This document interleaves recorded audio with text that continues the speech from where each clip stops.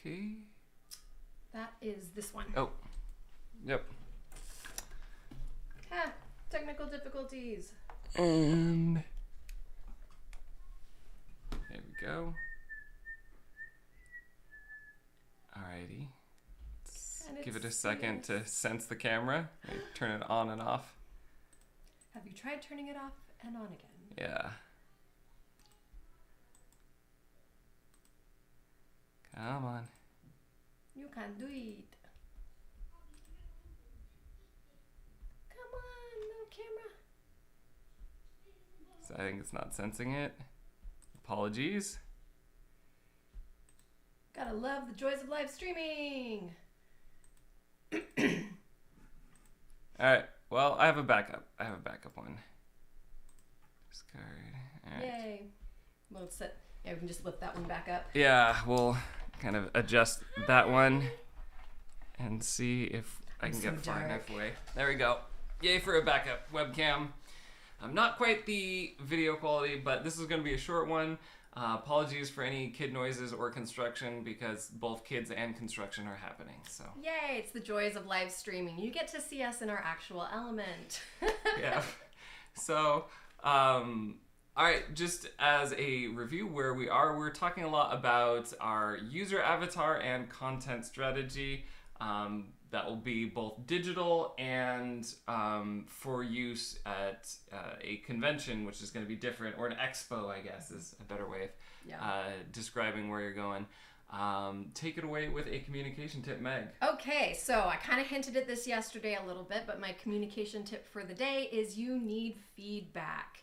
As a former professor and mentor of mine used to say, is practice doesn't make perfect, practice makes permanent. And if you're practicing something that's wrong, you will fossilize those errors in whatever it is that you're doing. And so there are times when you can give yourself feedback, but it is really, really helpful to have somebody outside of you who is an expert in the field or better at you at a certain thing and can help you with that feedback understand kind of where your blind spots are, because we all have blind spots. It's not a bad thing. It's just we need other people too. So that's my tip for today. Get feedback. All right, so we outlined your user avatar as Kazu, a Japanese entrepreneur. You chose the selling traditional Japanese teas, wanting to expand into a global market, might need to talk to distributors. We'll go to conventions to network and make connections. We talked about marketing, logistics, all issues that would potentially be difficult for Kazu in a second language. Yep. And then we walked through a content strategy, identifying those problems, like drilling down into the sub problems of like a very specific, like embodied problem, like when he is in a particular physical place doing a particular thing. What are the moment to moment difficulties he's encountering, which is where you really start to develop that empathy. And then you can turn that into several forms of content, from just stuff that you share to get your name out there, stuff that you invite people to join you on an email list or in a group to engage more, or stuff that you offer people to sell your services. Yep, definitely.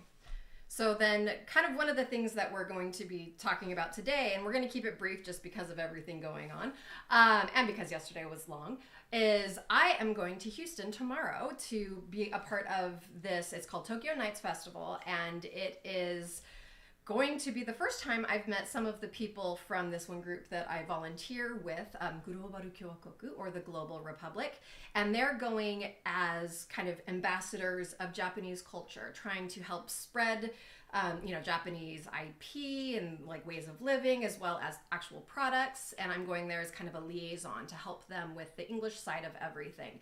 But as I'm going out there, I also have this idea of planting the seeds of finding clients. These are exactly the people that I want to be working with. People who are going to conventions or expos or festivals or something, and for whom English is going to be a potential barrier to interacting with clients. Now, down in Houston, there is a decently large Japanese population, but we anticipate most of the people who are going to be there are not going to be Japanese speakers.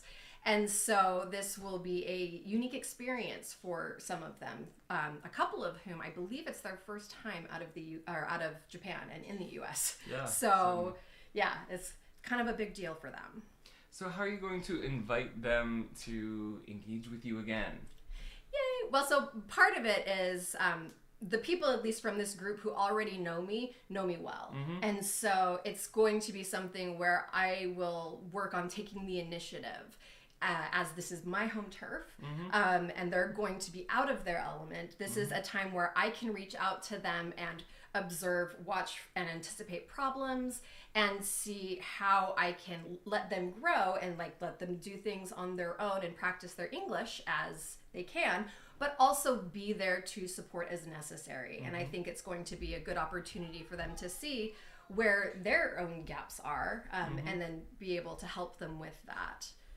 So, I mean, like a lot of small business providers, you're focused on like how to provide value, and avoiding the question of like, what do you ask for in return? Yes. And so, like when I'm talking about like invite them to engage with you, right? You what you're actually saying is I'm going to engage with them. Yes, that's right? true. That's true. And so that's the question my default. is like that's great. You should provide value, but the other side of that equation and where you can get really stuck is, I mean, you don't want to be an extreme. You want think about any sort of relationship that you join. If it's not reciprocal, it's not healthy.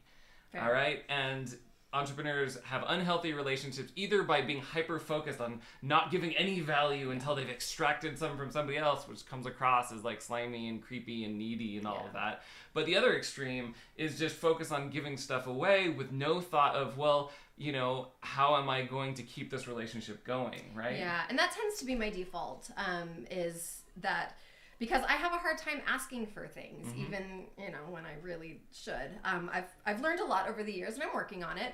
I think one of the things, I think I'd like to see if some of them would engage with me outside of these global Kyowakoku experiences. Yeah. If any of them were interested in actually hiring me, or if they knew somebody who would need English coaching or this kind of communication. It's not just English, it's everything really.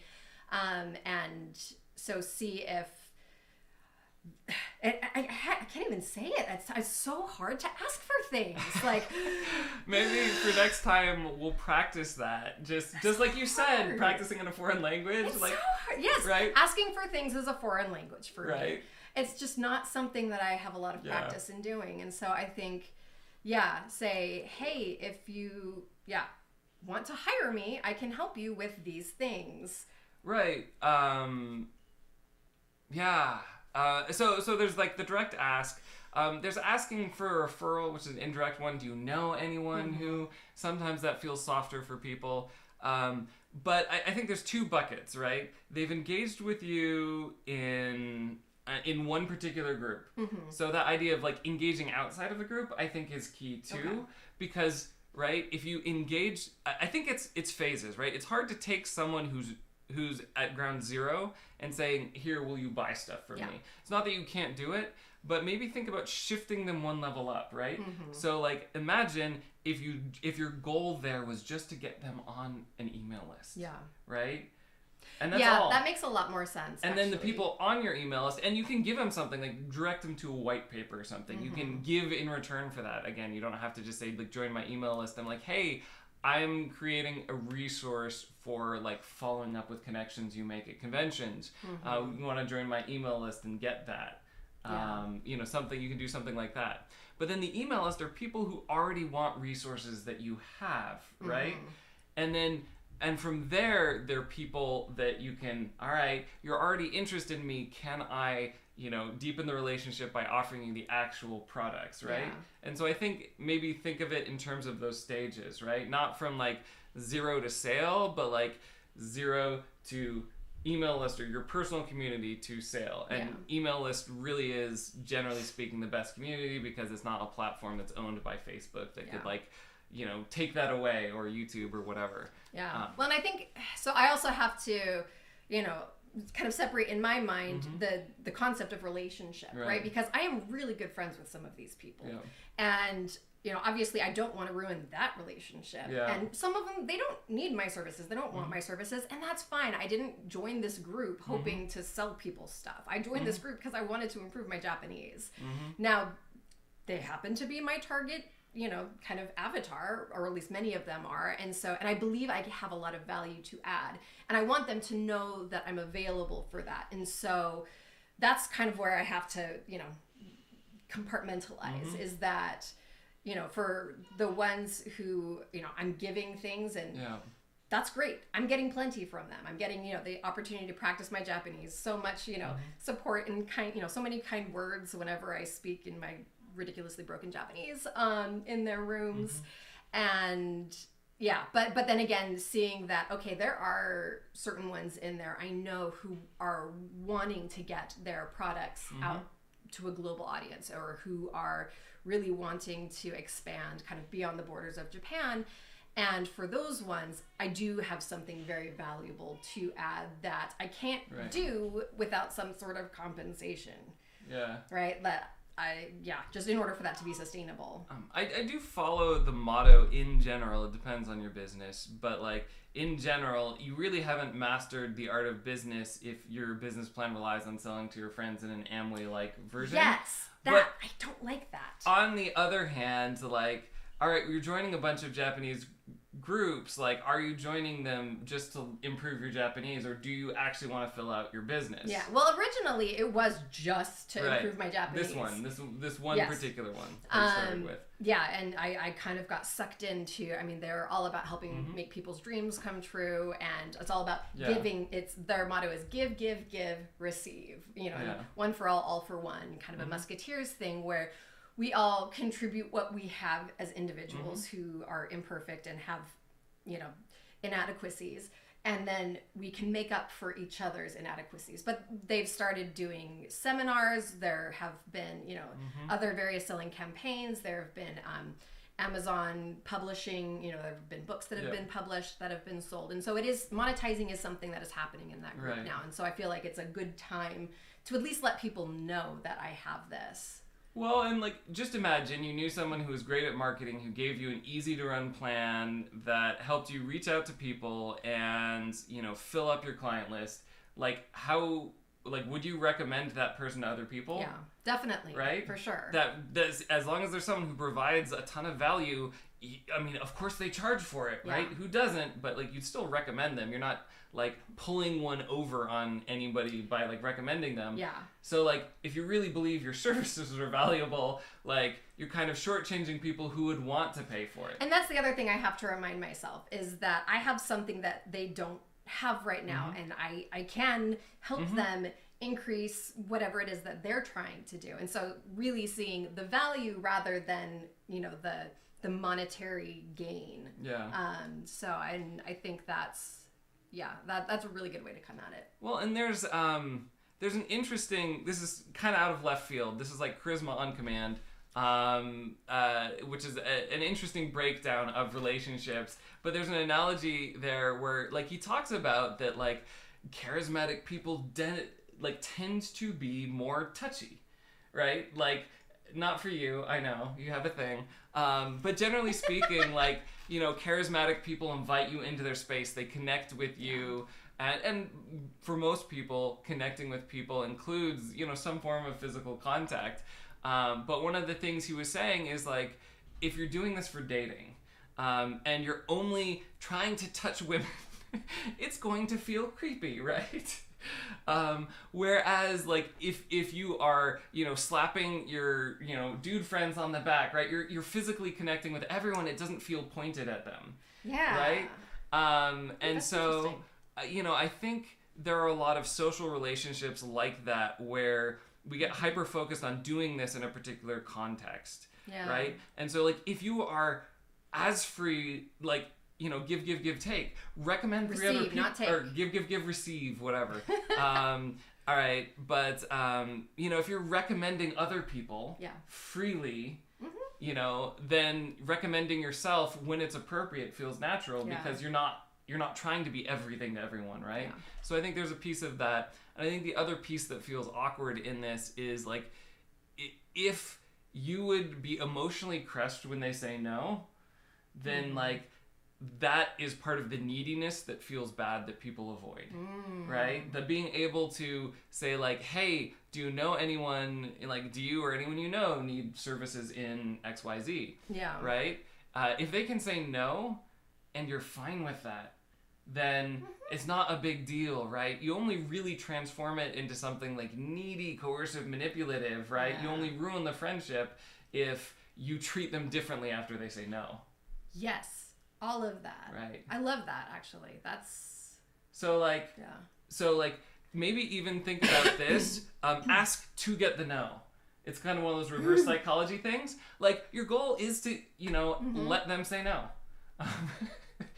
Nice. And just get used to asking it. And what you're expecting, like, your goal is to, like, hear no more often, get comfortable with it, so the asking can be casual. Yeah. No, I love that. That makes so much more sense, because I feel like there's all kinds of things that I recommend to people, this book, that, thing that I've tried or whatever. But when it comes to like, try me, it's, well, and especially like fill those gaps, right? Yeah. What are they not going to get from those books? Exactly. Right? And it's so much that personal touch, that ability to interact, ask questions, receive immediate feedback from someone who's tailoring it exactly to you. Right. And I've seen the value that coaching has had in my life. I mean, just even with these conversations we've been doing for a week, I'm like, I'm so much farther, a week into this than I was a week ago, and feeling so much more confident in my next steps. And so if I could give that to other people, that would, be a huge value add for them. Right. And I think, in talking about this recommendation framework, for instance, you could say,